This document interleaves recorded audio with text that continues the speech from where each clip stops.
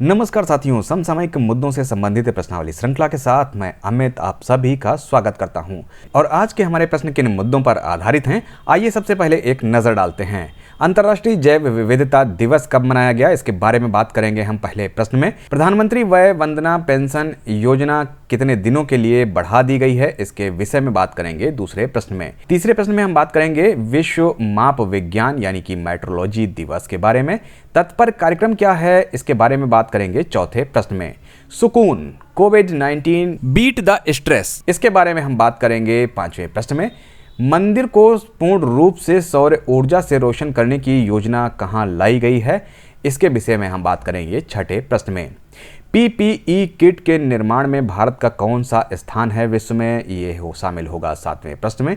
आठवां प्रश्न आधारित होगा विश्व बैंक समूह के नए उपाध्यक्ष और मुख्य अर्थशास्त्री पर। बात करेंगे नवें प्रश्न में भारत द्वारा शरणार्थियों के कल्याण के लिए 2 मिलियन अमेरिकी डॉलर की सहायता राशि पर।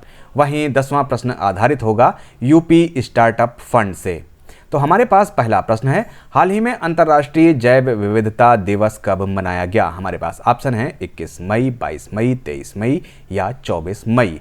तो यहाँ पर जिसका सही उत्तर है वो है बी, 22 मई। अंतर्राष्ट्रीय जैव विविधता दिवस 22 मई को मनाया गया। यह दिवस मानवीय गतिविधियों के कारण जैव विविधता में आने वाली महत्वपूर्ण कमी के विषय में जागरूकता बढ़ाने के लिए मनाया जाता है। अंतर्राष्ट्रीय जैव विविधता दिवस की अगर थीम की बात करें तो यह है our solutions are in nature.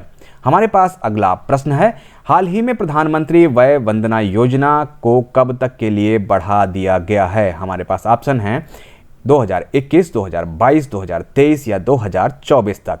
तो यहाँ पर इसका जो सही उत्तर है वो है सी, 2023 तक। प्रधानमंत्री वय वंदना पेंशन योजना को 31 मार्च 2023 तक बढ़ाया गया है। प्रधानमंत्री वय वंदना योजना सीनियर सिटीजन्स के लिए उपलब्ध पेंशन स्कीम है। मासिक पेंशन का विकल्प चुनने पर वरिष्ठ नागरिकों को स्कीम में 10 साल तक एक तय दर से गारंटी पेंशन मिलती है। लाइफ इंश्योरेंस कॉर्पोरेशन द्वारा संचालित होने वाली इस योजना में एक मुश्त पैसा देकर निवेशकर्ता प्रति माह 10,000 रुपए तक की मासिक पेंशन पा सकता है। स्कीम में मिनिमम एंट्री एज 60 साल है, अर्थात 60 वर्ष या इससे अधिक के सीनियर सिटीजन्स इनमें निवेश कर सकते हैं।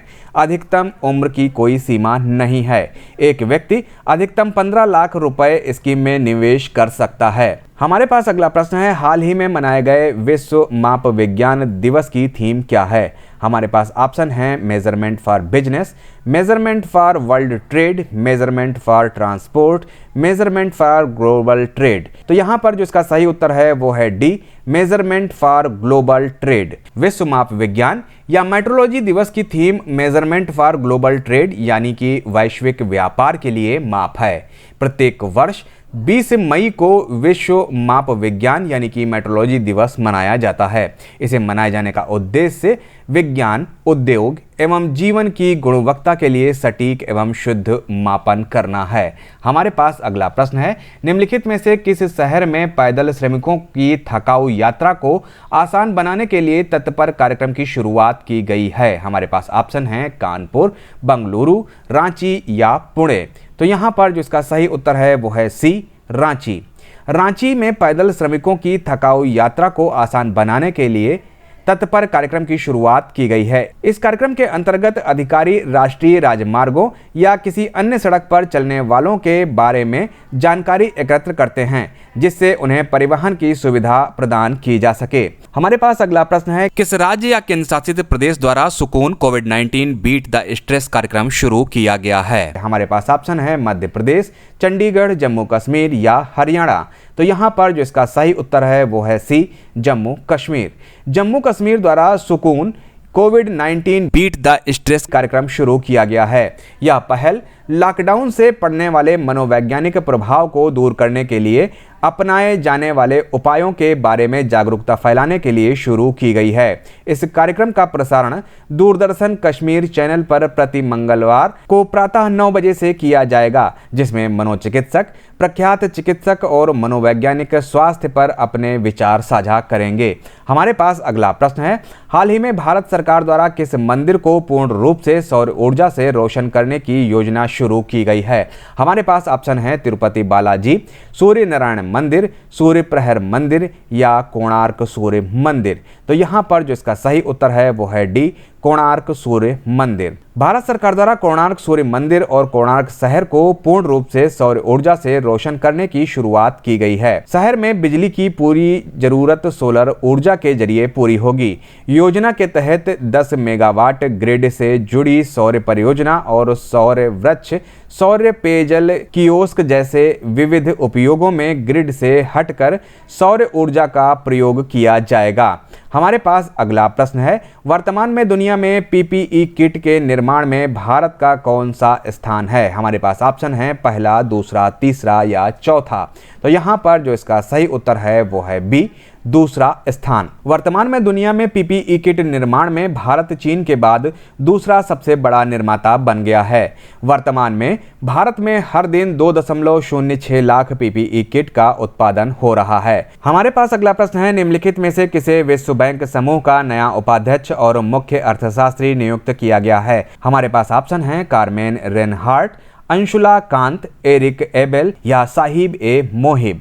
तो यहाँ पर जो इसका सही उत्तर है वो है ए, कारमेन रेनहार्ट। कारमेन रेनहार्ट को विश्व बैंक समूह की नई उपाध्यक्ष और मुख्य अर्थशास्त्री नियुक्त किया गया है। उनकी नियुक्ति 15 जून 2020 से प्रभावी होगी। हमारे पास अगला प्रश्न है, हाल ही में भारत द्वारा किस देश के शरणार्थियों के कल्याण के लिए काम करने वाली संयुक्त राष्ट्र राहत और निर्माण एजेंसी को 2 मिलियन अमेरिकी डॉलर की सहायता राशि प्रदान की गई है? हमारे पास ऑप्शन है अफगानिस्तान, फिलिस्तीन, सीरिया या लीबिया। तो यहाँ पर जो इसका सही उत्तर है वो है बी, फिलिस्तीन। भारत द्वारा फिलिस्तीन के शरणार्थियों के कल्याण के लिए काम करने वाली संयुक्त राष्ट्र राहत और निर्माण एजेंसी को 2 मिलियन अमेरिकी डॉलर की सहायता राशि प्रदान की गई है। यह सहायता कोरोना वायरस की संकट की परिस्थितियों के दौरान शिक्षा और स्वास्थ्य सहित संयुक्त राष्ट्र राहत और निर्माण एजेंसी के प्रमुख कार्यक्रमों और सेवाओं के लिए दी गई है। संयुक्त राष्ट्र राहत और निर्माण एजेंसी उन फिलिस्तीनी लोगों के कल्याण के लिए कार्य करता है जो 1948 में युद्ध के दौरान अपने घर छोड़कर चले गए थे या उन्हें घरों से बाहर निकाल दिया गया था। हमारे पास अगला प्रश्न है, हाल ही में उत्तर प्रदेश सरकार ने यूपी स्टार्टअप फंड की स्थापना की है। इसमें किस बैंक के साथ समझौता किया गया है? हमारे पास ऑप्शन है state bank of India, India post payment bank, bank of Baroda या सिडबी। तो यहाँ पर जो इसका सही उत्तर है वो है डी, सिडबी। उत्तर प्रदेश सरकार ने यूपी स्टार्टअप फंड की स्थापना की है। इसमें सिडबी यानी कि भारतीय लघु उद्योग विकास बैंक के साथ समझौता किया गया है। इसमें फंड सिडबी द्वारा प्रबंधित किया जाएगा। इस निधि में 15 करोड़ रुपए का प्रारंभिक योगदान दिया गया है। स्टार्टअप फंड की स्थापना यूपी सूचना प्रौद्योगिकी और स्टार्टअप नीति 2017 के अंतर्गत की गई है। तो ये थे आज के हमारे समसामयिक मुद्दों से संबंधित 10 प्रश्न। मिलते हैं कल नए 10 प्रश्नों की श्रृंखला के साथ। तब तक के लिए मुझे दीजिए इजाजत। नमस्कार, धन्यवाद।